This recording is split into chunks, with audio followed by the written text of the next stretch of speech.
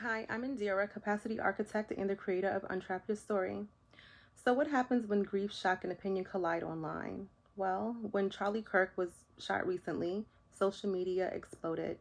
People reacted, posts were going viral, comments turning really vicious. It's not just about politics, it's a trauma loop for many people. So, what if I told you that your nervous system is firing up right now? Not necessarily because of what you believe, but because of how you feel when your body's under pressure. In the wake of the shooting, there were posts celebrating, posts condemning, rumors, misinformation, people getting flagged, fired, suspended, teachers and administrators being warned about disciplinary infractions for vile and sanctionable behavior that they were doing online. And then the platform struggled to regulate the posts of people praising the death and people also sharing graphic details and conspiracies and fear. But all of those things are just fuel to the online confrontation machine.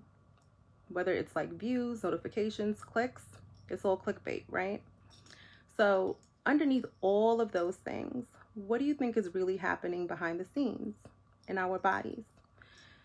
People think that it's okay to have these types of interactions online because there's no eye contact, no physical threat, no immediate consequences. But that distance tricks the nervous system into believing that confrontation online is less risky than it is in person. That's not necessarily true, right? Because your nervous system can't always tell online shame from real life threat. When you see outrage, misinformation, or call out posts, your nervous system responds.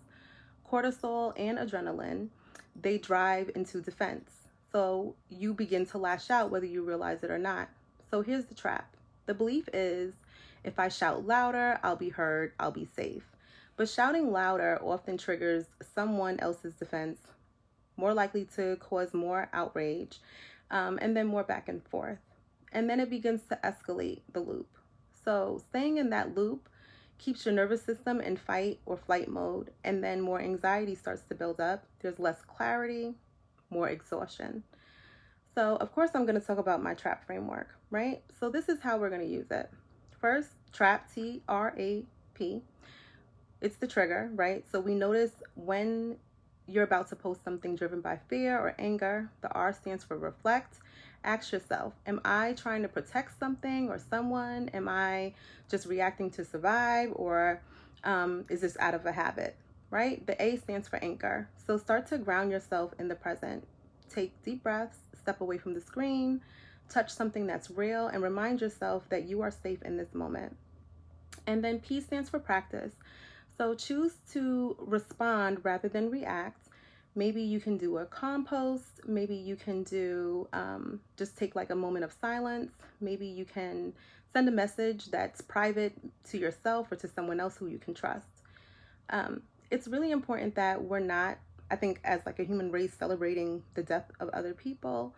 I think that it's important that people have opinions, and I think that opinions sometimes are best left not said out loud. And I think that people need to just be considerate of different point of views.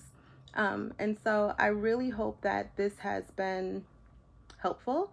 And I would like to see people just coming together better in unity. Your body is listening.